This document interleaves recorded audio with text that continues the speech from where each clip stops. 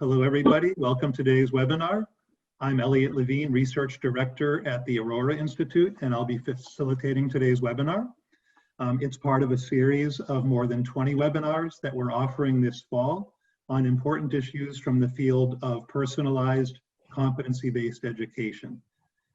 We'll put a link to all of the webinars in the chat box right now. The webinar series is a prologue to our annual Aurora Institute Symposium, which we're offering virtually this year from October 26th through 28th, and we hope you'll join us on those dates for the symposium. We're also putting a link to the symposium information in the chat box right now. Let me change slides. There we go. During today's webinar, we encourage you to use the chat box to introduce yourself and also to share information, to ask questions, and share resources. Also feel free to answer the questions that other people put in the chat box. We really want to have this be a conversation in the chat box as much as possible. You could also share your thoughts about the webinar on Twitter using hashtag Aurora20 and Aurora_INST, our Twitter handle. And finally, today's session will be recorded and archived on the Aurora Institute website. And within a couple days, it'll be up there, and we'll also send you an email with a link to where you can go to see the slides and the webinar recording.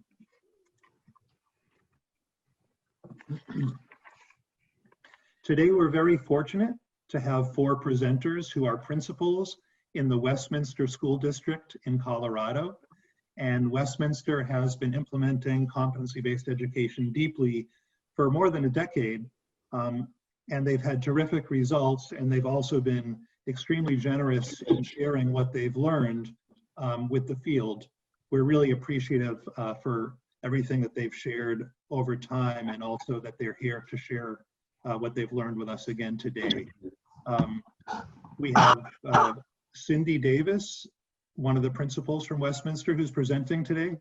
Hey, Cindy, is going to get us started today. So Cindy, I'll turn it over to you. All right, thank you very much. Well, hello everyone. Our team is coming to you from colorful Colorado today.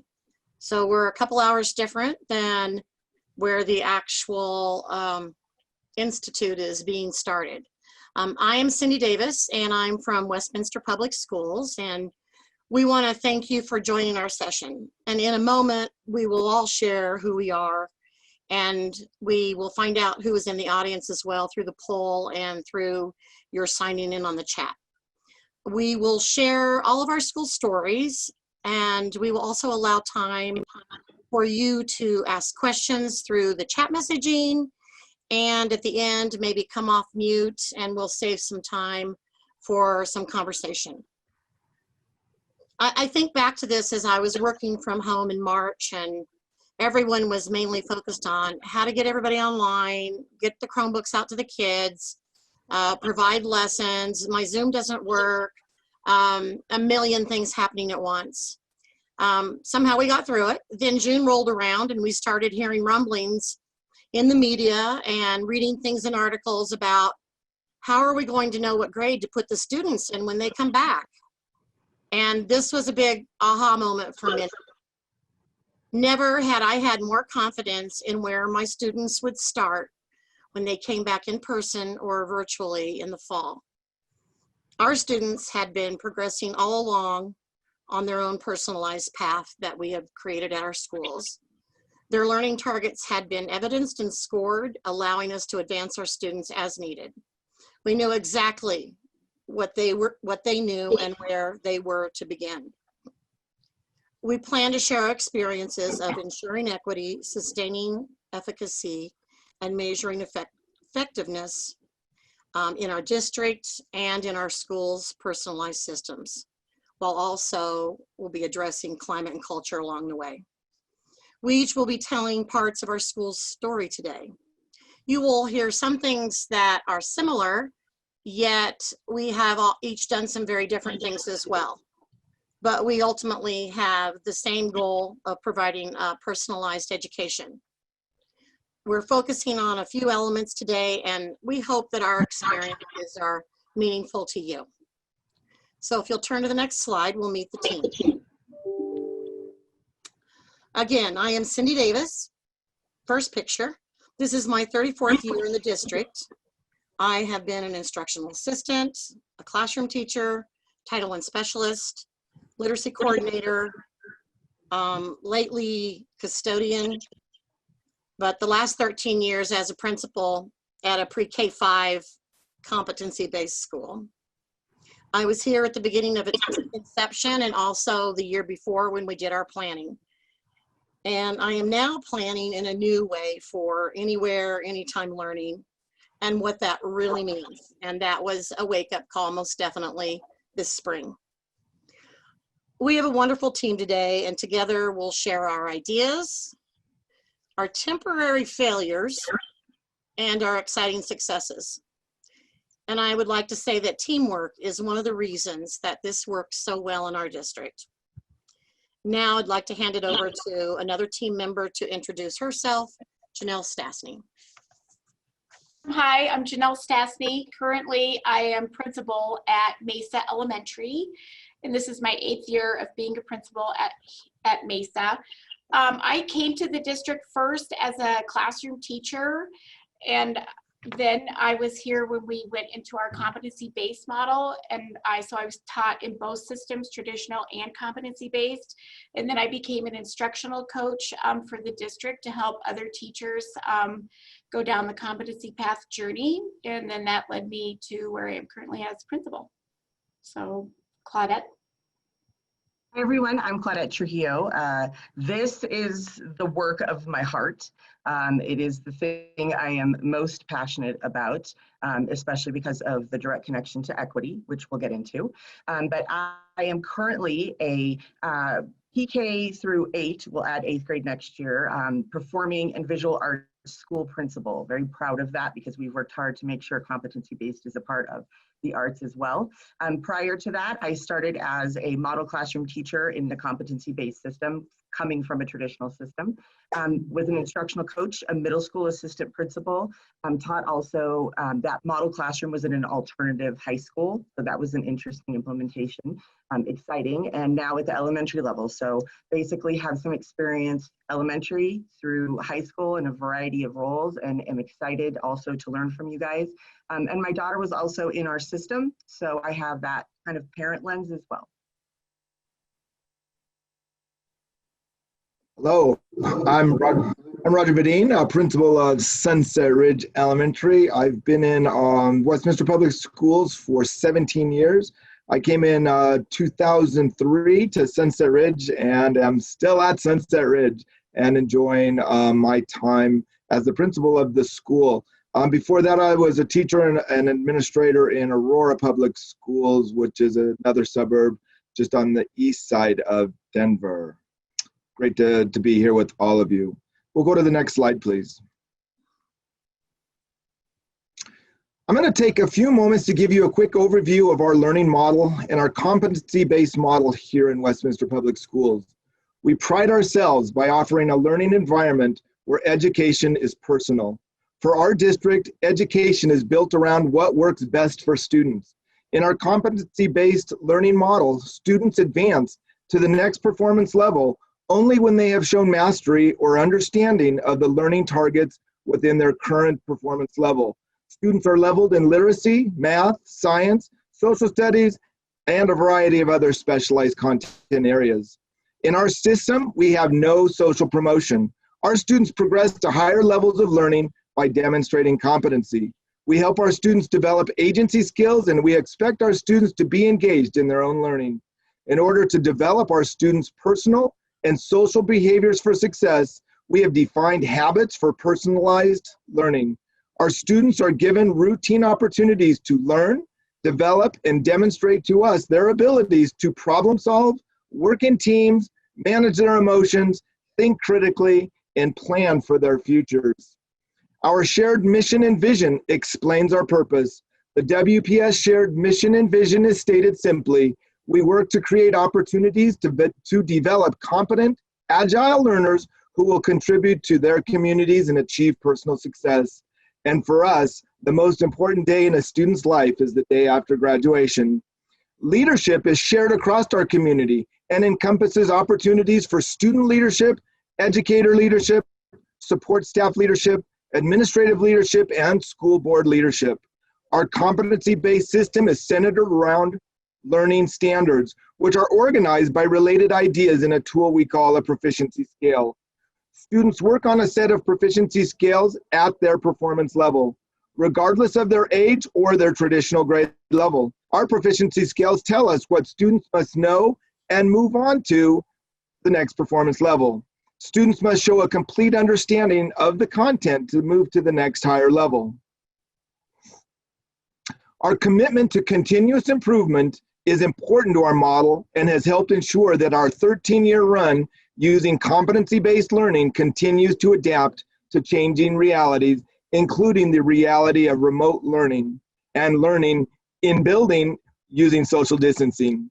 At the school and district level, students, educators, and administrators take a look at what works best, and we ask, how could it be better?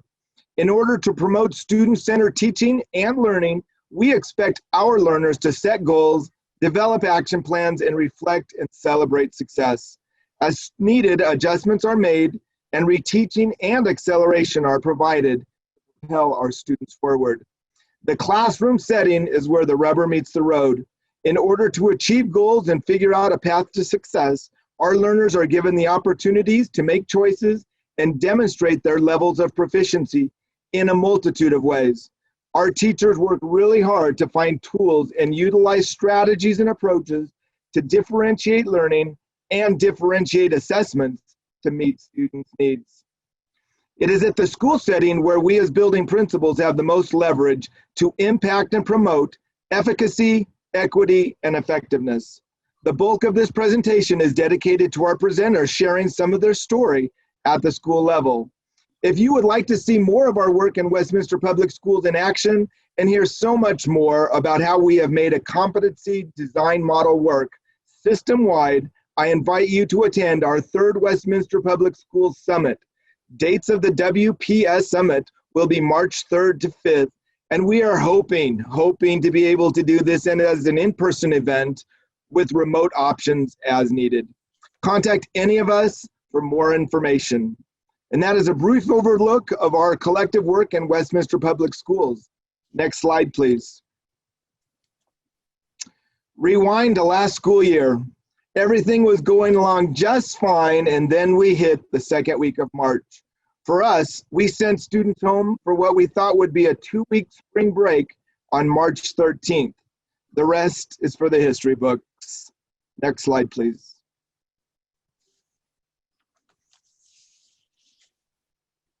Well, there we are. Some of you may see yourself in this photo as well, building the plane in the sky. And I'm sure you guys can, empathize with this situation. Anyone in education can. And regardless of how the delivery of instruction looks where you are, in your state, in your district, we all are definitely in a place of the unknown.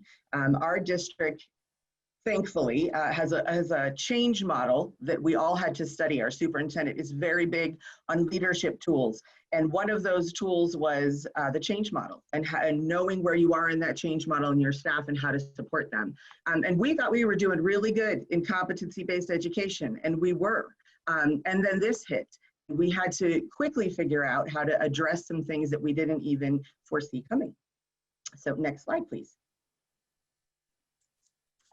So that brought us to the design of this webinar today and how we could best deliver some of our experiences and learning and also learn from you. And so we decided to really focus in on these 4 key areas that we feel in 2 different areas, then and now.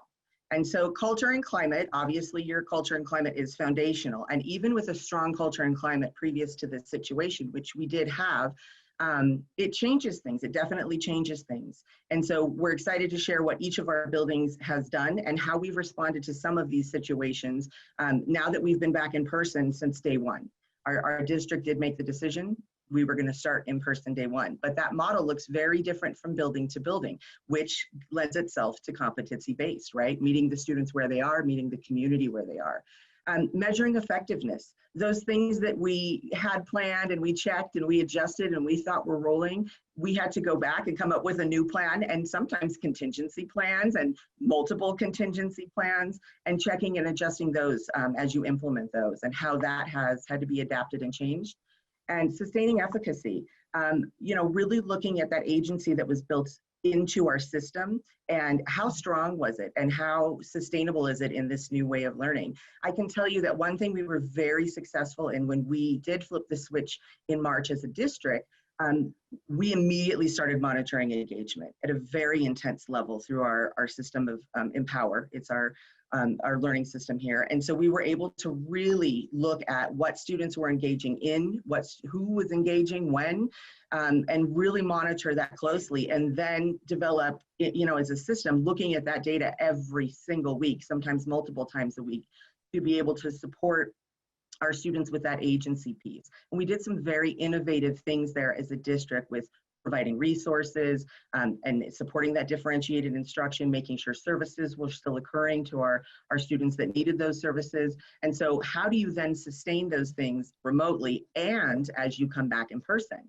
That agency piece is key, and we were able to consistently see 97% of our students engaging throughout that process that they were remote last spring, which was key for us, that the things that we had in place through competency-based were the things that were working. And then ensuring equity. And that goes back to that piece about we're making sure students are getting services, whether those are language services or reading interventions, or for your gifted kids, make sure that they're getting those things that they need as well, meeting every kid where they are. And how do you sustain that equity and reach all kids on a personalized level in such an unknown place? And so we're excited to share some of the work we've done in this area. Next slide. So we're going to start with the Met story. We like to go by the Met for Metropolitan Arts Academy. We are a second-year innovation school with a build out to 8th grade. Currently, we are built out until 7th, and wrote a state plan, got that all approved, and the majority, about 67%,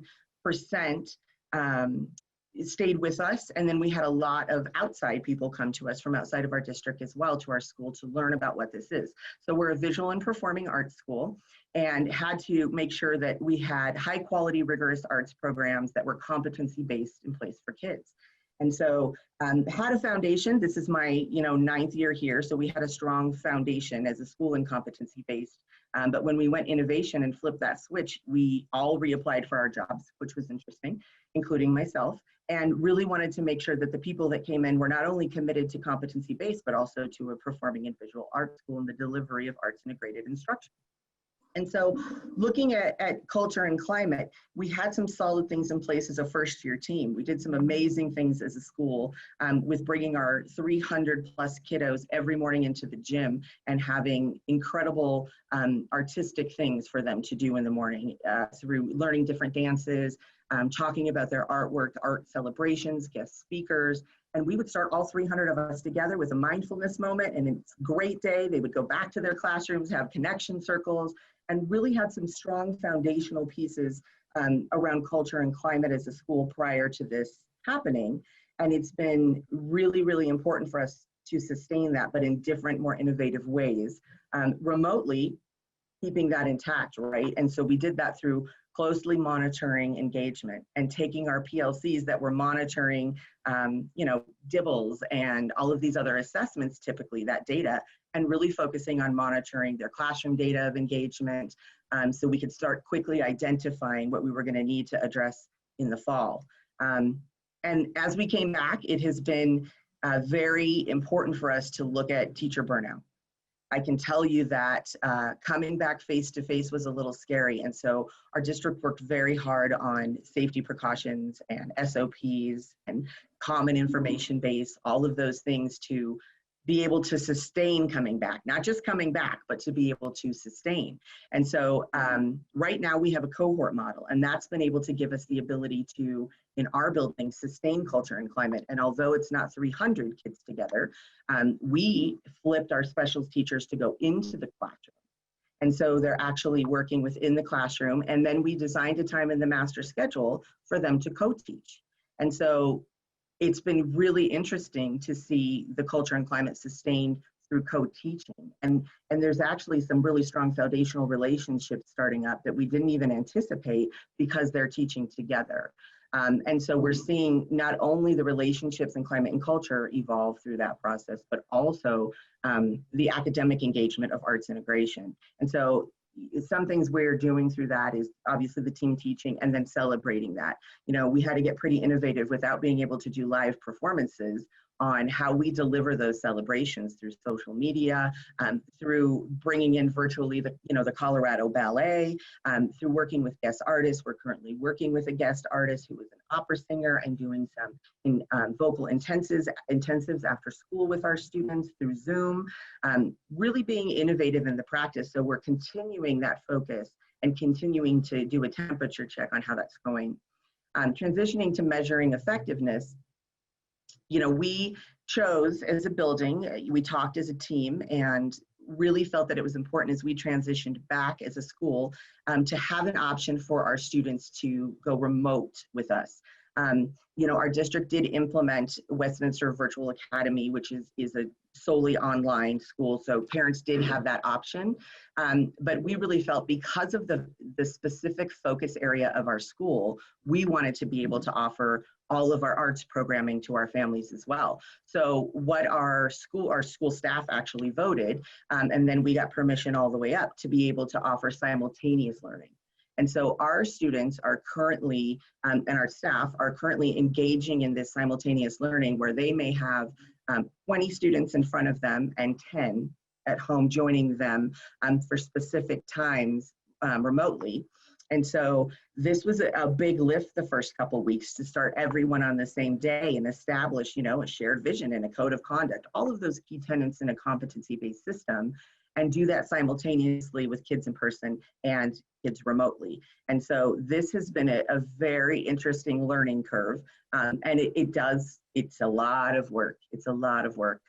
But we're doing it so that the kids can have that time where there's the co-teaching occurring, the specials, they get their specials classes, and then they're also getting their regular core academic classes as well. And so that's something that we're really proud of, and was brand new and very innovative to do this simultaneously, but something that was definitely a need to sustain that arts focus for our school. And through that, we're identifying some different gaps that we need to do. We're able to deliver our interventions. In our building, we're actually delivering those interventions solely remotely. So students in their classroom, to maintain that cohort, will actually open their Chromebook. We're one-to-one technology district-wide. And so we've even provided hotspots as a district to families that need that are working remotely from home. We did that last March. Found some quick partnerships to be able to create those opportunities for kids to stay engaged. And so for our delivery of interventions, kids will just either open their Chromebook in their classroom or from home, and those interventions and services will take place solely remotely for them. And so that's how we're able to sustain those services. And then providing the feedback, right? Like we're hearing lots of feedback from our teachers and adapting as we go, because they're on the front lines and we need to know what resources and things that they need to continue this, because it's key for me to say that it's not just about opening, but it's about the sustainability of that opening.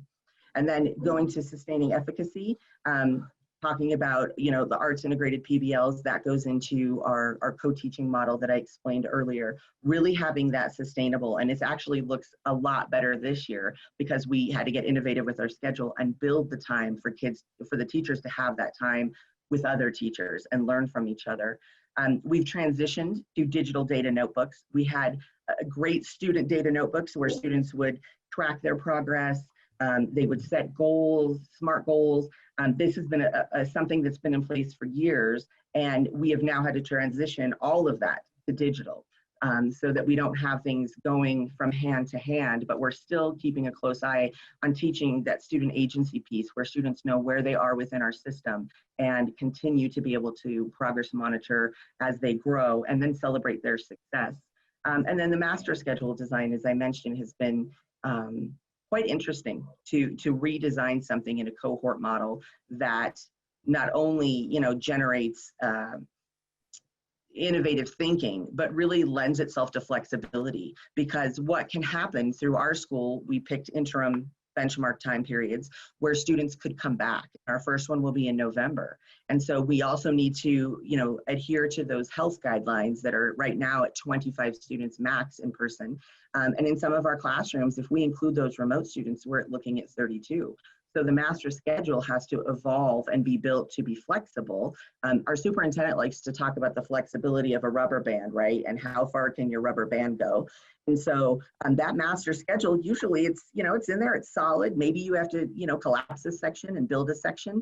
But now you have to be really innovative in how you design that, because we don't do grade level placements. We do performance level placements, right? Where students are by content area. We have to also maintain cohorts. What do you do when those students in November want to come back and it takes that teacher who they've been working with over the 32? And so, one thing that we have in place is we have a long-term sub who covers for us. If there is someone out, she goes into that cohort and covers, because we don't have any other subs coming into the building. So we have one sub, and not every building has that. We do. And so really looking at, do we need to utilize her in a different capacity when those students return, to ensure that we're still keeping that high level of instruction they've been getting. And then transferring over to ensuring equity, we have a very strong department that looks at social and emotional learning, really focusing in on what was the impact of this on students' social emotional lives, right? And we won't even know what some of their experiences were. And so how do we intentionally put things in place to support their variety of needs, social emotional wise? And so we actually have a director of social emotional learning who created a website and a ton of resources for children and for adults that were immediately available to us starting last spring, and has continued to evolve now that we're in person, to really train some of the teachers on some new and innovative practices that we could put into place. And so we did keep things like our mindfulness moment, the things that connect them and ground them to the culture of our building, but are really keeping a keen eye on that social emotional piece. And we do the connection circles every morning with specific, age appropriate prompts. And then we look at those prompts and the answers to be able to support the kiddos and direct them to the right resource as needed. And some of our families, in our building, we've had several family members lost to COVID. We're on our fourth or fifth parent passing, including grandparents. And we, just recently had a positive case in our building.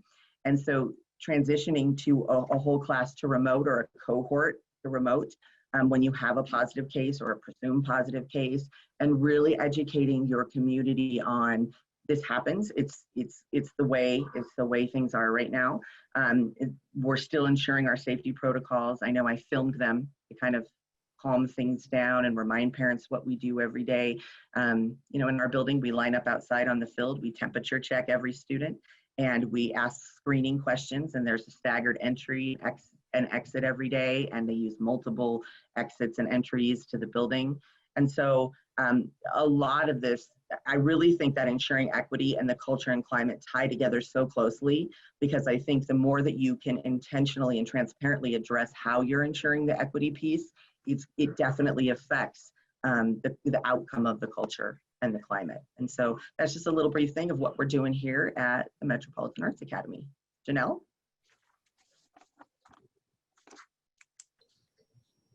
All right, hi. So you can go ahead and advance the slide one. There you go, the Mesa story.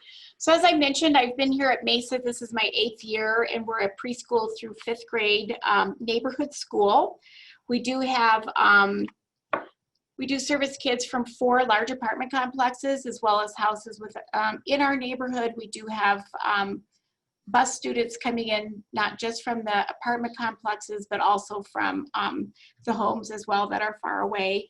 So what we started with is, and I'm sure all of you know as building leaders, we always start our days, with check-ins with staff, check-ins with students. I'd walk around, hey, how you doing? How was your weekend? How's your daughter doing? And kids, what'd you do this weekend? But this year, it just took on a whole new meaning for all of us here. So it just became more purposeful because it needed to be. So, and starting with the classroom teachers, yes, the kids come into the classroom, they have that daily health check, the temperature, but really our teachers are really having specific conversations with the kids to help support their social emotional learning. And we didn't realize it, but last year we added another layer to our competency-based model by bringing in trauma responsive training for all staff. We had no idea how much it was going to come into play this year to support us, helping support the kids as well as each other.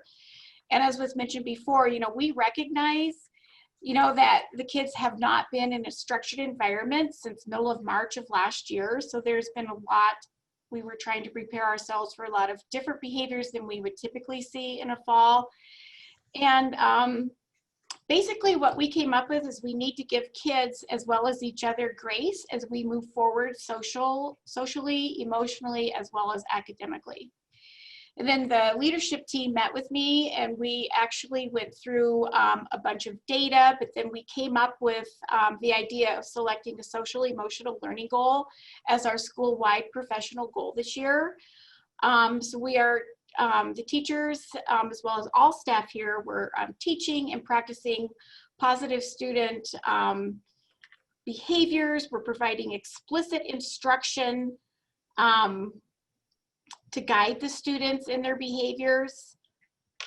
Let's see, we're just spending more time, we're role playing and we're also giving the students opportunities to practice this throughout the day, which is important. And this isn't something, we did do this last year, but this year we have a different lens on it. And so it is happening. It's not just, oh, we taught random acts of kindness from 8:20 to 8:30. This is an ongoing all day long focus for our social emotional learning this year, which we got from, learning from our trauma response. So we just want to make sure all students have access to our social emotional learning and provide the supports for their emotional well-being. We're also focusing on self-management and regulation with the kids in the classroom. So then also what we're doing for climate and culture is, I've always celebrated the kids here as well as the staff. For last year, we would do like Student of the Month, which we called Mustang of the Month. We'd have a special luncheon, call parents, that type of thing. But this year we realized in going with our professional goal around socially emotional learning that we needed to recognize more kids more often. So now we have Student of the Week, and they draw their self-portrait, and then they're celebrated that whole week long in the classroom. The teacher leads different activities, and one of the ones that we do common throughout the school is the teacher has an activity and the kids come up with positive words that they would use to describe the student of the week. The teacher then goes to one of the word clouds out there and makes a word cloud specific for that student. And that also hangs outside in our hallway so that for everyone to see. And then at the end of the week, that goes home. So by now, because we're into our, gosh, I don't know, 6th or 7th week of school, we have now celebrated all students.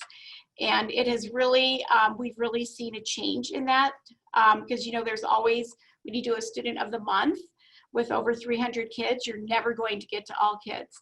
But this year, we've already celebrated each and every student at least one time, and we'll continue doing that throughout the year.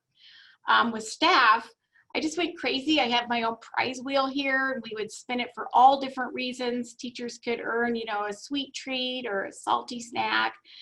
We just used it for so many things. And so when we went remote last year, I was just at a loss. I didn't know what to do. I was home sitting at the dining room table, like, don't have my prize wheel. What are we going to do?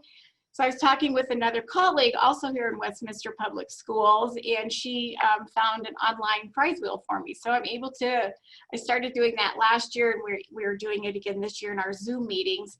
And we used the prize wheel when we first went remote for all sorts of things. We did like a scavenger hunt, you know, who can find a high school yearbook or who can find a safety pin. And the first 3 that came back and showed it up on their Zoom camera, you know, I'd write down their names and, you know, I'd get them a prize. I drove to houses with, you know, their favorite Sonic drink and whatever. And we also used it, we would spin the wheel, and whoever it landed on, that person would share, you know, something positive going on in their life, because we really wanted to support that while we were in our stay-at-home orders. And now this year, we want to keep it up even more. So in October, it's now Jeantober here over at Mesa. So staff was so excited. There were so many hoorays that we're all wearing jeans the entire month of October. Still looking professional, however. And we're also we implemented a self-care calendar. And so there's different ideas of things that they can do to help support their own social emotional learning. And then if they complete 5 of the activities, you know, write them down on the calendar and turn it in, then they'll be entered in for a drawing to win a basket of fall goodies. I just feel, just as Claudette mentioned, now more than ever, we really just need to support our staff. And I'm always looking for ways to support them, you know, but we do, I feel now more than ever, we still need to remind ourselves that we need to have fun. Kids need to have fun at school, and staff needs to have fun at school. So it's really hard under such serious times, you know, to remember that and to bring it in. So next, I'm going to switch gears and go over to sustaining efficacy. And I think as mentioned, you know, earlier about the master schedule, you know, we've all created and designed our master schedule. However, this year, the new word, especially in Colorado, was cohort. Well, none of us really even understood that exactly. And, you know, with the help of our district, Tri-County Health, and Governor Polish, you know, we've all, you know, changed our minds and our thinking and learning what cohort was and how to handle that within the master schedule. And I can just tell you that I floated around in that plan, do, check, and adjust probably daily for 3 months, coming in and readjusting our reopening plan, which meant readjusting our master schedule. And then that, you know, and sent it out to our building leaders. So I was just in that spinning wheel for so long to adjust that schedule to get it just right for our cohorts and protect the safety of all. But what we finally landed on is when we developed our competency-based schedule was to look at our blended services model.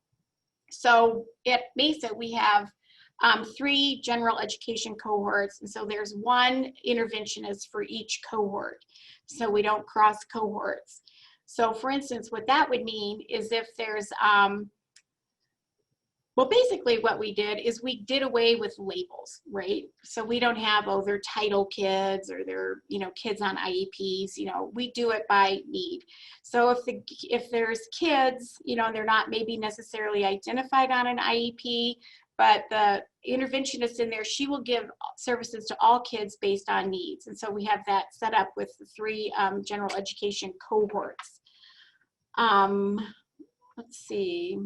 Oh, and also super important with that model is we have to make sure as building leaders that we provide time for the interventionists to collaborate together and consult on the students so that we can see if what we're doing is working for the kids and how we can tweak it to make our interventions more specific and make sure they're working. Then when I move on to measuring effectiveness, I love my building leadership team. I've always had one here at Mesa, but this year it took on just a whole different importance. You know, I always used them to, you know, check the pulse of the staff. How's it going? What do we need to do? Maybe as a sounding board for some new ideas, you know, and certainly to help plan new processes and procedures. But now, as I've already mentioned, you know, they were an integral part of our reopening plan, as well as building and creating our master schedule. And then, so what you know, they're checking on the change, you know, is this change working? You know, how can we make it better? So the building leadership team is working super overtime right now. And right now, actually, we met this morning on Zoom because everything's on Zoom, and we're trying to create our cold weather arrival and dismissal plan because currently, you know, the kids come to school here and the teachers, we have a classroom, we have a school where all the classrooms have an outside door, so the doors are wide open, kids come in. But now that it's getting colder weather, we certainly don't want the doors to be open for that long. So the leadership team is currently working on that. The big thing I wanted to talk about was measuring effectiveness with our competency-based model here. It just blinked away. Okay, I took you guys off the screen, but now I see you all again. So in the springtime, when we went to Anytime, Anywhere Learning, right away, we realized that we needed a system to check on our students. You know, who was accessing learning and to what extent? You know, where were they? You know, were they at home? Did they go somewhere? You know, we needed to provide supports to help students and our families. So our district began running weekly reports from Empower, which Claudette has mentioned is our competency-based learning management system. And so we could run these reports and they would tell us, it would get really specific, right? Because we were like, how do we take attendance? And then it moved from maybe we should look at engagement. How, you know, because you can attend but not be engaged. So we ran reports based on Empower. We could tell if the student clicked on and joined a Zoom meeting, you know, about instruction with their classroom teacher. We could see if they just clicked on an activity but did not start it. And we could see when they turned in activities. And we could also see the missing assignments. And we could see when they were emailing their teacher, when the teacher was responding back. So all of this helped us. So we were able to see right away who we needed to contact who hadn't been engaging in any learning. You know, our first thing was always, are you and your family okay, right? Last March during when the pandemic started, you know, what do you need? We found out, you know, there was a great need for food, you know, so we continued as our district to provide food for our family because not just at Mesa, but during all of our schools here, we have, we provide free lunch and free breakfast for all, as well as a free fruit and vegetable snack. So we provided food for the families throughout the pandemic, throughout the summer, and even at our virtual school this year, the Westminster Virtual Academy, those families are still can go to specific sites to pick up food for their families, you know, to help out. So, you know, we could find out from our work with Empower, you know, who to call, and then we celebrate it that way too, right? It's just like, oh my gosh, you've turned in all your assignments. We had many kids, they were able to pass their levels, you know, because, you know, learning never stops, right? And so as I think Cindy and Claudette both mentioned, you know, we had lots of kids just continue their learning. So when they came back here in the fall, we could tell exactly where they were. You know, then we could also see we got many new students in, and so we weren't sure what their learning was like, but we're finding out rather quickly what their learning was like during the pandemic, and it was far different from our learning. But, you know, we're finding the gaps, we're filling them in. And so we could have never done that without our work with our learning management system. Let's see. So new this year, the teachers are setting student goals individually instead of more as groups. So here at Mesa, as well as at all the other schools in the district, you know, the teachers are conferencing with students, you know, and they're looking at the proficiency scales that they've completed, what's left to go, what learning targets are left. And they're setting those individual personalized learning goals in all the content areas, including even art, you know, PE and music. So that's a big change this year because we realized, you know, with the big gap that we had from leaving school in March till now, you know, people have come to us at all different spots in the, you know, in the proficiency scale. So now our goals are definitely narrowed this year as well as much more personal. So when kids now, you know, they move frequently between all of our schools here. So that's another great reason that we have our learning management tool is each school is able to pick up right where the other one left off. So that has been really great. And also, you know, as I said, you know, we've had to provide a lot of supports to students and their families on Empower. You know, our families have always had access to Empower, but we've never asked them to use Empower in the way that we asked them to do it starting last spring. So we provided the supports through videos, we emailed out, you know, typed up directions, we emailed those out. to the family. So that has really strengthened our relationships here with all of our families, so that, you know, they know that we're on the same page. They're able to check their students' progress at any time. So that was a great big help. And then as well, you know, really it's increased all the teachers as well as the students' knowledge base about Empower as well. And so that was one of the great things that came out of the pandemic, was just our whole increased knowledge base on Empower for both students, families, as well as staff. And then, you know, as far as data review, you know, I am just a data-driven person. I love data. I live for numbers. And I was just devastated that, you know, we still can't meet in person to, you know, look at data, but you know, we are doing it through Zoom. It's not exactly the same, but we're making it work. And in some cases, maybe it's even better. So we're still diving deeply into our data, you know, because as you know, as part of competency-based learning, you know, we want to make sure that we provide that data-driven, personalized instruction for everyone.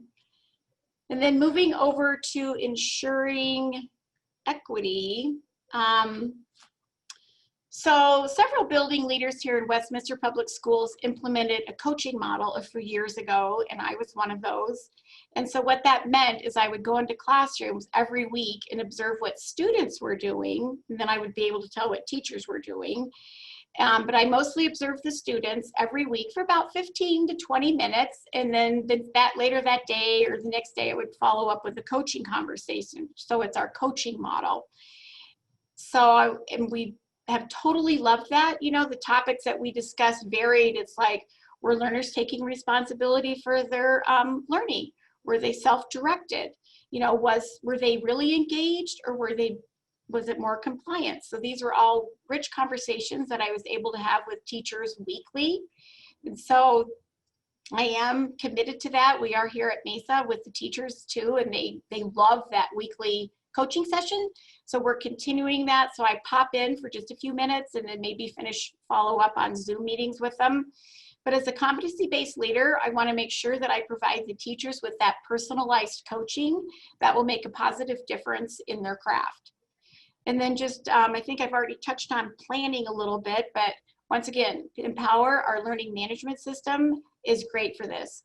So, you know, as many textbook people, you know, they want you, it's the beginning of the year, Unit 1, Chapter 1, but not here at Mesa and not here in Westminster Public Schools. You know, we are able to see using our Empower where the kids are. So perhaps I might have a class that instead of starting at Unit 1, they've already progressed through that and they're ready for possibly maybe Unit 3 or Unit 4.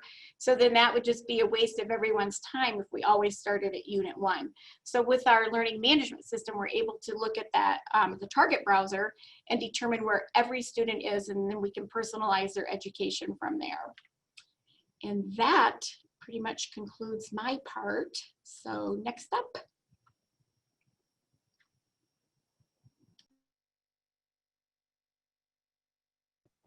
What do we Cindy, all you're- forget to do? We forget to unmute. You say your most intelligent thing while you're muted. So, so a little bit about the Cheryl Wood story. What I thought I'd talk about was maybe some then and now, and things we did then and things we do now with the coronavirus being the centerpiece. One of the first things that we knew we had to tend to was culture and climate. And I think you've heard that statement from everybody who has shared today. One of the ways that we addressed that was through a model of growth mindset and how to promote that in your students. We've seen a lot of research out there about how it's possible to increase intelligence levels, talents, and abilities. And students start to believe over time that they also are increasing their abilities and become more confident in just seeking out opportunities to learn. One of the things that we did faithfully before was our connection circles. You heard Claudette talk about it a little bit. We do not have performers in that capacity at our school. So we would have a time in every classroom where they would sit closely in a circle. Sometimes they'd pass a ball, be your turn to talk. The teacher would pose questions, usually around problem-solving situations, and then some days it was, what kind of pizza do you like? So all in the mood of the kids are making connections. but many times it was around problem solving. I don't think our kids had a lot of opportunities to actually solve their own problems. And then this is often seen in discipline or attentiveness. So the circle time like we knew it is now over. You know, floor space is very small, and so you had to sit closely. So now one of the things, we're still doing it, but it's from your seat, doesn't feel nearly as personal. So I feel a little bit of a loss there. But one thing we are doing a little bit different is our librarian, her role looks different now, and she is locating books and reading to students over through Zoom stories with characters who face challenges and what strategies did they develop to overcome them. And so this becomes good conversation in the classroom, and then the books are always available to them later because library looks entirely different now. Another one we did was we had growth mindset visuals all over our school. There were bulletin boards, there were posters, kids made things and put them out. And now with limited hall access, we now, we have the teachers display the things they've created, and our PBIS and SEL committees display them. But we put them on we have interactive TVs in each of our classrooms. And so we'll post them on there during recess times and other times of the day where the kids have some independent time.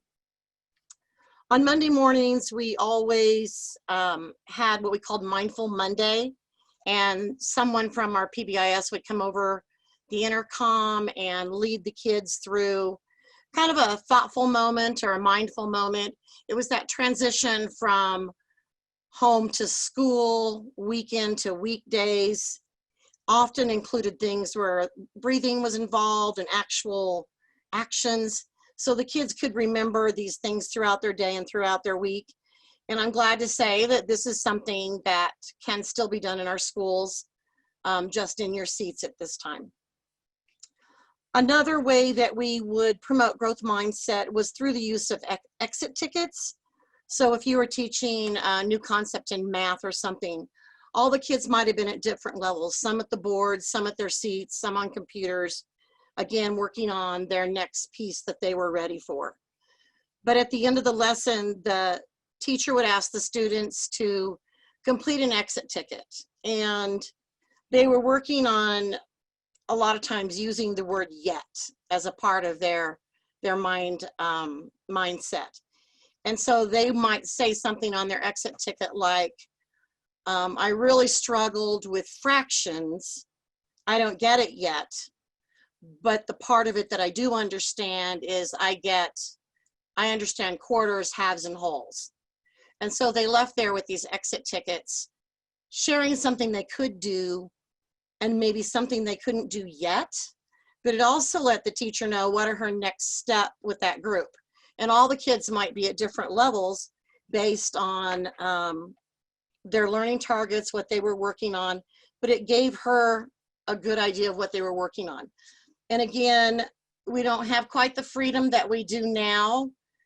Kids were working like with buddies and up at the board, problem solving, but they still have some of those conversations, but the closeness is the challenge. So we do more in some of those things of being physically close, but we're trying to find alternatives. We know safety is the #1 thing.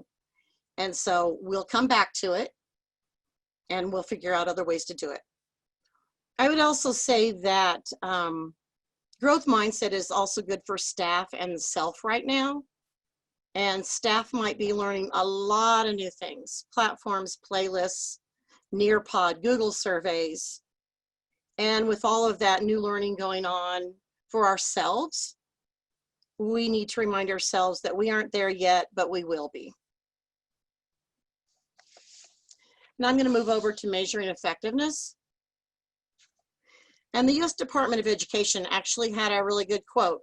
I don't know how current the quote is, but it talks about transitioning away from seat time in favor of a structure that creates flexibility, allows students to progress as they demonstrate mastery of academic content regardless of time, place, and pace of learning.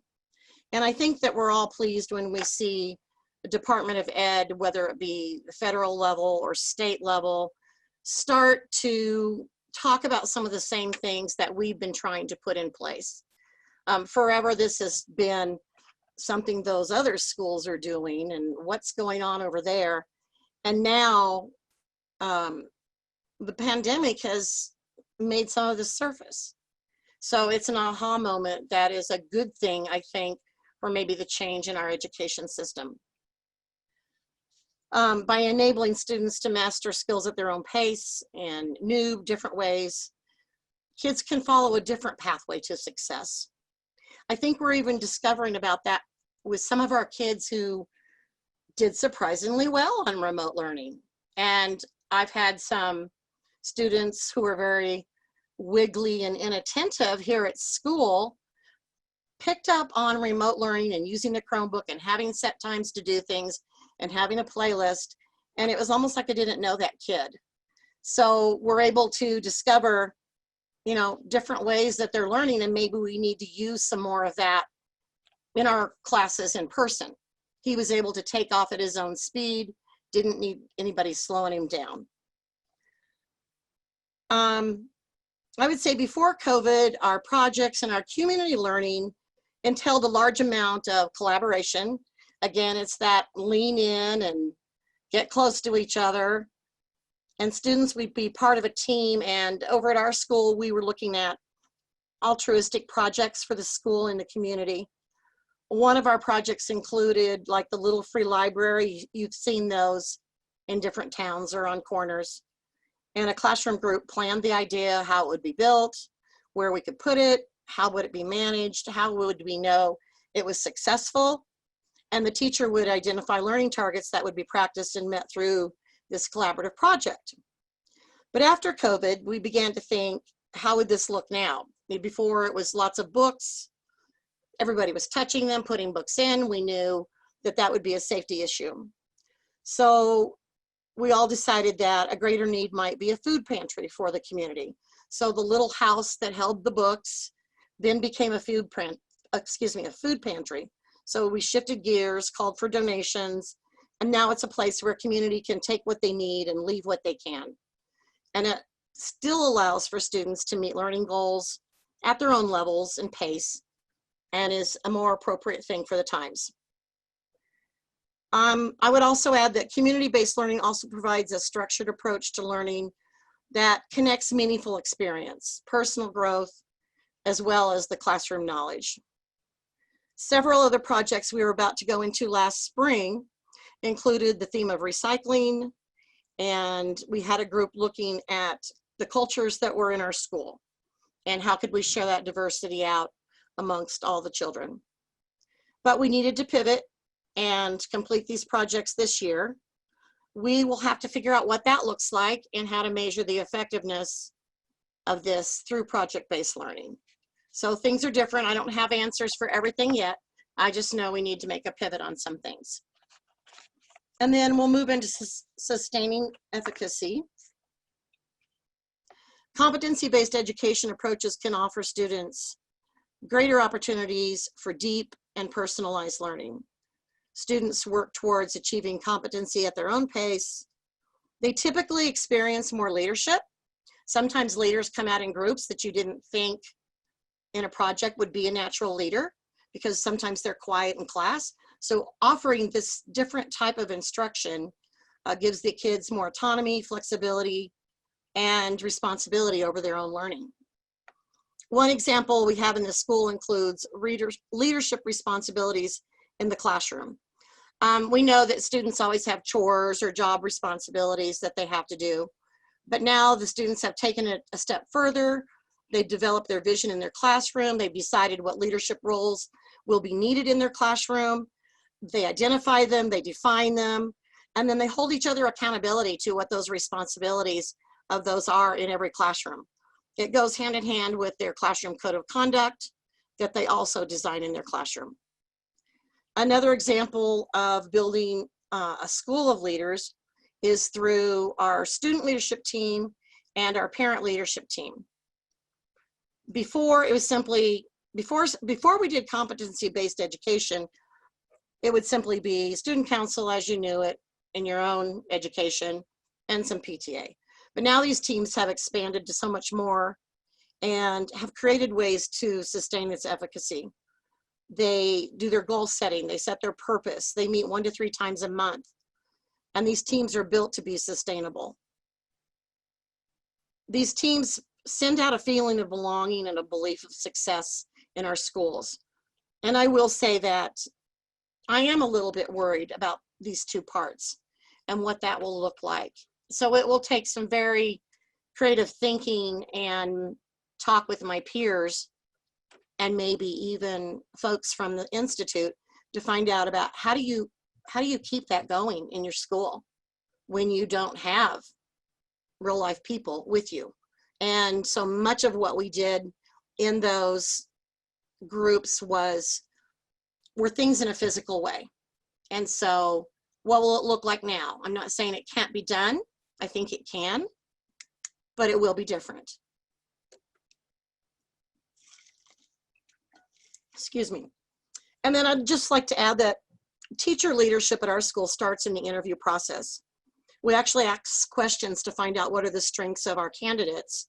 And we share that everyone in our school is the leader of something. And I would say that shared leadership is a strength with our staff. All of our teachers have become an expert at something.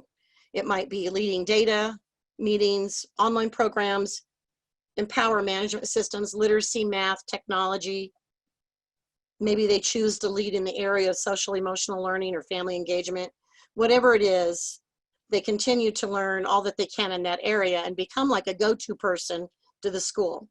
Usually it's a group of people so that if staffing changes, all is not lost, but others can pick up where they left off. And it, again, creates a group of shared belief. And lastly, I will move on to ensuring equity. And I think more than ever, equity has surfaced its ugly head in many ways. We knew it already existed, but I think it is even more evident now. Knowledge Works quoted that competency-based was number 1, ensure equal outcomes, 2, disrupt institutional inequity, and 3, include and personalize. And I think that we can do well in some of those areas, but I think some of our biggest challenges, not just in our schools, but across the country, is around the idea of equity. And over the years, we've had to examine and change barriers that were in our ways, such as resources, tools, support for teachers, calendars, scheduling, recording and reporting, what curriculum looked like, tools that you used, technology, and mostly our belief system. So we've been working on this for over 13 years and we feel like we've come a long way. But again, along comes coronavirus. Across the country, the COVID pandemic has laid bare our education system, highlighting deeply rooted inequities that make remote learning a challenge for many students and educators. You've heard us all say that we felt we were fairly well prepared with our learning management system and that each of our students had a Chromebook. And while those are things that we have, they certainly aren't the content and the meat. But I know that many districts were struggling just to get the Chromebooks out there or have a system that everybody could learn from. And so we felt fairly proud or confident because our students' goals had been set for the year. We understood their different levels within a classroom already. And in using Empower Learning, a platform that supports competency-based learning, we were able to do remote learning and now transition back to a lot of in-person learning. So a lot of inequities still exist and they are becoming even more transparent. And even if you have these things at home, some of the things that the kids don't have available to them is the parent support at home. Many times the parents are working or taking care of a baby, or maybe they run a daycare. Those things aren't available even to our kids. reminders to get on the computer at a certain time. Many times they wouldn't pop on. The materials they would need to do a math lesson, those things weren't at home either. So still figuring that out. And in in-person learning, with distancing being an issue, we have to address that as well. So the inequities are still there. They look a little bit different. I feel better with the things that we have put in place prior to this. I would not want to be coming at this from a traditional classroom. I think it would be so very difficult. And so the things that we have learned helps us to support the whole child and the environment that they happen to be in, whether it's remote or whether it's in person. But we need to find a way that both areas are in equity for all of our students. And thank you for listening to some of the things we have going on at Sherwood. And I would like to hand it over to Roger Vedin, and he will address ideas from his school on the next slide. Great, thank you, Cindy. Without the support and understanding of our community of parents and community partnerships, it would have been impossible for us to open up 100% learning here at Sunset Ridge this fall. The first thing we did as leaders was to work to create assurances to our parents, students, and our staff that we were going to be able to open up our school safely. We created well thought out reopening plans. We had full scale multi-page plans, and then we used one-page summaries to facilitate that communication process to our families. Along with our procedures, protocols, and policies, we needed to use a variety of communication tools to reach out to our community. Lots of tools were used, including social media, short videos, personal phone calls, and to all of our stakeholder groups. To build that community, we had to communicate to our families what our community was going to look like. I'm not a YouTuber by no means, and I'm not an influencer, but you can find me in all kinds of places on social media and on YouTube with my messages to our community. On August 20th, we welcomed our students back to the school, and our first priority was to find out how our students were doing and what social emotional needs we needed to meet. It was important for our staff to look at new ways where we could foster student well-being, because we know that emotional well-being influences educational performance, and our students had varying levels of anxiety and excitement as they returned to school. We strategically planned how to teach our students what it means to be a Sunset Ridge student in this environment we now find ourselves. We've done what we called a wolf camp for many years, and this year wolf camp never was more important. During our wolf camp, we introduced to students their data notebooks, the process of setting goals, writing action plans, celebrating our successes. That process was defined, and we introduced to our students our positive support lessons and all of our social emotional lesson planning dealing with kindness. Building and growing interpersonal relationships between teachers and students and amongst the cohort of students was a priority for us. Classroom shared visions were created, and roles and responsibilities had to be defined. And then after communicating and teaching these expected behaviors, we practiced, and then we practiced some more. And at first, we practiced with lots of teacher guidance, and as our students' competencies grew, we practiced with increasing amounts of student independence. As I shared earlier, the habits of successful personalized learning were taught and rehearsed. We did lots of team building, class building, and this year we even learned how to do to use Kagan structures while maintaining social distancing. Over the years at Sunset Ridge, we have done a nice job of engaging our students in collaborative discussions and collaborative projects that promote cooperative efforts. Through collaborative work, our students are given opportunities to nurture their empathy, create community, and build relationships. One key to our success at Sunset Ridge is our commitment to action planning based on careful analysis of data. In collaboration with teachers, we identify needs. We determine what we want our learners to know and be able to do, and then we work collaboratively to define what proficiency looks and sounds like. Through this process, we gain understanding of where our students are currently performing, and then we determine where we want them to be. Next, we work to identify the next instructional step along the path up to success, and we also look to develop a long-term instructional plan to get students where they need to be. A critical question we ask in this process is, what will the success criteria look like? And how will we share this with students? Students have to know where the end zone is, because in our system, the way to the end zone is not the same for every learner. Our students set short-term, specific goals. We teach and we support, and we also allow our students to tackle problems by themselves, one step at a time. Without a doubt, learning happens during the struggle to accomplish something important. This same process of determining our current state, determining where we want to go or that end zone, and developing a plan to get there is done at the teacher level as well. Working with me, our teachers conduct ongoing action research. We set rigorous yet attainable goals, and we work collaboratively to develop action plans to accomplish these goals. It's very important that we celebrate our successes, and as needed, we provide additional time and opportunity to students and to teachers who have not yet reached proficiency, and we look for ways to accelerate learning for students that show a keen interest in a topic. Appropriate checks and adjustments are made, and the action research process starts all over again. 3 last keys from my vantage point, and important, these are non-negotiables. First, set high expectation.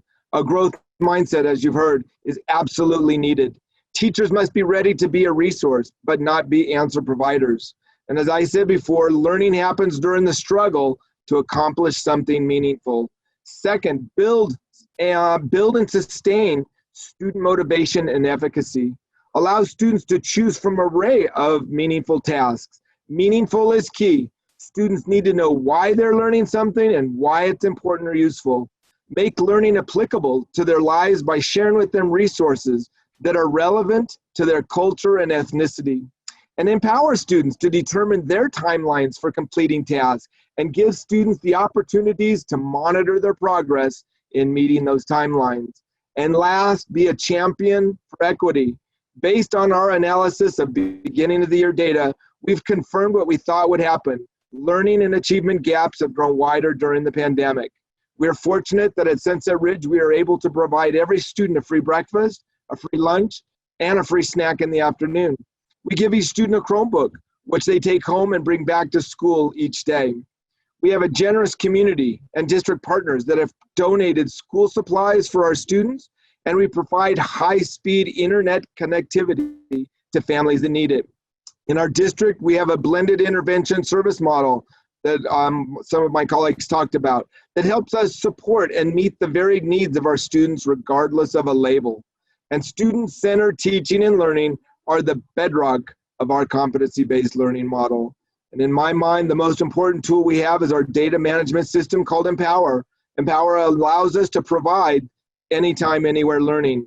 Our teachers, students, and families use Empower to access learning activities, set goals, monitor student progress, determine a personalized learning plan. Next slide, please. And that is a bit about our stories at the schools. I know we don't have too much time left, looks like about 15 minutes, but we'll open up this last part for questions, discussions, and any clarifications that we can provide to you. First, if I could just thank everyone for listening to our story. And I hope that you heard some ideas that you can implement around equity, efficacy, and effectiveness in a personalized competency-based system. And it looks like some questions have been answered in the chat box already, and we can unmute the mics. I know that everybody's time is valuable, and I even know that I was on this week getting tidbits of things that I could from some of the different sessions that were going on this week as well. I also want to thank the Aurora Institute for hosting all of these incredible sessions during the month of October. I've taken advantage of a few, and I know Janelle and the others have as well. And thank our audience for their interest in personalized learning and being a part of this journey to reach students where they are and create an individualized path of success for each one of them. They need it more now than they ever have in their educational careers. So now we'll open it up for any questions or comments, and we're happy to hear what others are doing in their education systems as well. Great. Thank you all so much for sharing your stories of your 4 schools and so many very practical strategies that you've been using to both advance competency-based education and specifically to accommodate it to the current reality of hybrid and remote learning. That's super valuable. While we're waiting to see if some questions appear in the chat box, I just had one question, which was, you know, to help us see a student, a specific student that comes to mind for you, and how these 4 quadrants, any one of them, you know, played out in that one specific student's life in relation to some aspect of competency-based education, whether it was student agency, student equity, you know, varied pacing, just something that helps us see a student going through this. Share something. Right now, as I mentioned, we do have a positive case and had to flip a classroom to remote learning. And the teacher prompted them now, you know, she had practiced with the kids. This is the Zoom link. Should this happen, be prepared. And she was really worried about that social emotional transition after getting them back in person and reconnecting. And, you know, one of the things that I thought was really insightful, because we don't know how much they're taking in from this, right, that transition. She asked them, what are you thankful for? Go ahead and write anything. And we usually get those like my dog and, you know, depending on the age, you know, and they were very, very thoughtful responses and reflections. And they included things like, I'm thankful to be surviving, which I thought was pretty profound for a level 5 student. And I'm thankful that I had the opportunity to go back in person. And I'm thankful we'll be back in person again. And so for me, it resonated the hope that carried through that statement, and her ability to reconnect them. And then even though there's a disconnect now, that sustainability of that culture and climate was pretty key. Wow, well, so these are obviously both heavy and heartwarming times, and it's great that you're asking those questions that bring out, you know, that social emotional piece. I really appreciate that example. I see we also have a question in the chat from Adrian, and she wrote sometimes that's a male's name, but Adrian, in the beginning, what have you had to unlearn so as to embark on this journey successfully? What have you had to unlearn to embark on this journey successfully? So that was about, you know, how embarking on our journey to CBS, you know, I'm going to guess at what that question is, because we've all been on this journey of COVID, right? And I think the biggest thing is that perception, you know, that parents will have, teachers will have, is that, well, you know, I did school this way and it worked for me, right? You know, I was successful, this grade level movement, you know, teachers being at the center of the class, telling me what I needed to learn, not really asking me for my input, just providing me, you know, the curriculum worked for me, and I'm okay. You know, why are you changing it? You know, what is this about? So I think that's the biggest thing, is you need to come to the understanding that what is working for our kids today is not working, right? Our kids come with a different mindset. Our kids come with different sets of experiences and possibly deficits and strengths that were different, you know, when we were in school. So we're trying to meet kids now where they are and at the level where they're performing, and believing that kids really can, you know, make educated choices to impact, you know, what they want to learn and how fast they want to learn it. And I think to break that mold with families, with students, and, you know, with teachers, you know, that's that first big rock that has to get turned, is you have to understand what is your why, and your why is to make learning relevant and impactful for kids. And once you establish that, then those rocks start to get, you know, pounded a little bit smaller. If I can add to that as well, I would say one of the biggest things that we had to help families unlearn is that everybody didn't have to be in the same grade who was at that age. And, you know, I struggled with that a little bit because we would be flexible and we'd move kids from classroom to classroom. So as soon as I learned that, I introduced my teachers as a team. This is the primary team. You may have one of these teachers, you may have 5 of these teachers. It all depends on how your students progress through the learning targets and the proficiency scales. And so once you know, the back to school night, it's like all 5 of you come up together, they plan together, they do units together, and you could have any one of them, because the first time I did that, I hadn't done that, and I had crying parents, crying children. It was a mess. And I thought, I can never do that again. And the second thing was, I stated that, well, wouldn't it be great if your child were moving faster than the other kids, that I could move them on and they wouldn't have to stay like in second grade and they were already done with all of that. And, you know, every parent thinks their child is gifted. So that really resonated with most of the parents that struggled with that. And it's funny, it's not what we're teaching them that they have struggles with. It's like what room we put them in and how long are they at that. And so, and again, it kind of goes back to what Roger said. It's what they were comfortable with. It's what I knew. And so those two things really made a huge difference for me ever since I tried those out. Thanks for sharing that. Did others want to respond? I can say that what was really hard to unlearn is I was a teacher. I had 4th and 5th grade age students. I was traditional. And then the next year I was a model classroom for competency-based, right?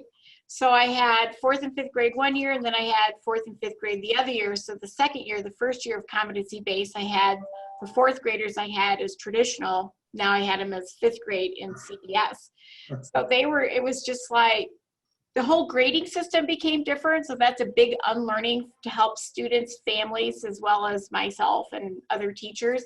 Because it used to, you know, if a kid got a 6 out of 10, it was just like, okay, passing, you know, but now we're like, you know, that wasn't mastery. You know, what does mastery look like? And so, you know, I need you to get, you know, 8 out of 10, you know, or 18 out of 20, you know, 16 out of 20 isn't what we're aiming for, because you must not have the whole concept, you know, solidified in your brains yet. So it's just like, and the kids would say, but Mrs. Stasny, I got this score last year and you said it was great. And I was like, well, had a new learning. So, you know, that was the big thing. And I think we've, you know, we've moved way past that now. You know, we still have those conversations with some of our new families that come to us from traditional schools, you know, that we want the kids to actually learn. You know, it's not just what the teacher taught them, it's what did I learn. And so that's been a huge unlearning for us, I feel, as a whole district. I can speak to me personally. I feel like what I had to unlearn is management, right? And really evolve my thinking around leadership and how much of that really plays into the culture and climate of the building. You know, I would be remiss to not really share. All of us are kind of the vessel in sharing the stories, but our teachers on the front lines right now with kids every day, and their integrity in ensuring that they're still delivering high quality instruction in those classrooms to the remote students, and being the advocates. I will have teachers literally come down here and say to me, I'm not giving the remote students what they need. There's an equity issue, and here's the things I need to make that happen. And I want to do a drive-through pickup of these school supplies and these books so they have novels in their hands. And what do we need to do to make that happen? And then, you know, logistically, I need to obviously manage and come up with the situation. But as the leader, I need to listen to that lens and that advocacy and meet the teachers where they are, and just to see them rise up and see the inequities and call them out and say, this is what I need. I've had to unlearn being like, but they, you know, and really say, just tell me what you need and I'll make it happen. Like, get out of their way. I read something on Facebook the other day that said a leader's job right now is to clear the path for the teachers. And I really feel like that's pivotal right now more than anything. Our job is to tell their story, to document it for history, and to clear their path. And so I really see my role this year. It feels very much like a first year leader in a pandemic, right? That's definitely what it feels like, and recognizing that each day. But the integrity of trusting what your teachers say and the advocacy, I think, is pivotal. Well, lots of wisdom in all those responses. I really appreciate that. And Adrian, what a terrific question. I have to remember that to ask in future webinars. Yeah, thanks so much for sharing all of those examples of unlearning. I think because of time, this is a good place for us to move on to our wrap up here. So I just wanted to say, first of all, to all four of our presenters, thank you so much. It's been really valuable to hear about all the innovation and all the work on competency-based education in the Westminster School District. We've obviously been paying close attention to Westminster for many years, and you know, this is just one more example of why, you know, so exciting to hear about the work you're doing and everything you've learned. Yeah, and we're really looking forward to hearing more over time. We also really appreciate everyone who attended today. I'm just going to move on here, if I can get my slides to advance. Oh, yeah, let me leave this slide up for just a minute while I'm saying some other things, because we didn't have a chance to see all your contact information. We're also going to put into the chat box a link to a survey. We would really appreciate if the folks who attended could take just 1 minute. This is a 3-question survey, and give us some feedback on the presentation today. That would be really helpful to us. And while you're finishing, by the way, I know I moved quickly past that contact information. If you were trying to capture it, it will be up on our website with our slide deck within the next day or two. I just wanted to quickly mention our ongoing webinar series that's part of our pre-symposium preparation, and some of these will go on after the symposium as well. You can see we have a variety of topics here related to the pandemic learning and hybrid learning specifically, but also to competency-based education more generally. So we hope you'll join us at some of these all fall webinar series, and we have the link now in the chat box if you want to see more details and registration information for any of these webinars. As I mentioned earlier, we have our Aurora Institute Symposium coming up on October 26th through 28th. It's of course going to be virtual this year, and we look forward to seeing you. There's a lot of information about that on our website as well, and a link now in the chat box to all the information about the symposium. Finally, we encourage you to stay connected. Visit our website for more information about anything that was discussed today, and to see the recordings of any of these webinars. Thanks once again to everybody for participating in the webinar today, and for all the valuable exchanges we had in the chat box.